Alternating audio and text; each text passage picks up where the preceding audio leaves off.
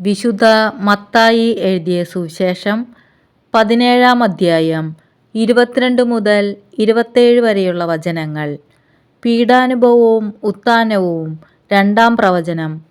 അവർ ഗലീലയിൽ ഒരുമിച്ച് കൂടിയപ്പോൾ യേശു അവരോട് പറഞ്ഞു, മനുഷ്യപുത്രൻ മനുഷ്യരുടെ കൈകളിൽ ഏൽപ്പിക്കപ്പെടാൻ പോകുന്നു.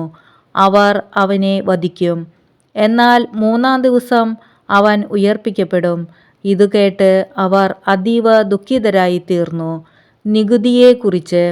അവർ കഫർനാമിലെത്തിയപ്പോൾ ദേവാലയ നികുതി പിരിക്കുന്നവർ പത്രോസിൻ്റെ അടുത്ത് ചെന്ന് ചോദിച്ചു, നിങ്ങളുടെ ഗുരു നികുതി കൊടുക്കുന്നില്ലേ? അവൻ പറഞ്ഞു, ഉവ്വ്.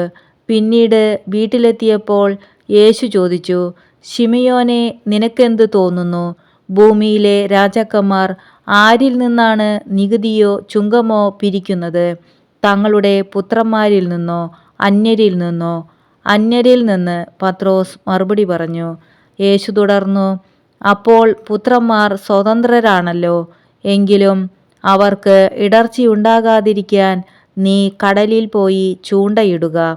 ആദ്യം ലഭിക്കുന്ന മത്സ്യത്തിൻ്റെ വായ് തുറക്കുമ്പോൾ ഒരു നാണയം കണ്ടെത്തും. അതെടുത്ത് എനിക്കും നിനക്കും വേണ്ടി അവർക്ക് കൊടുക്കുക.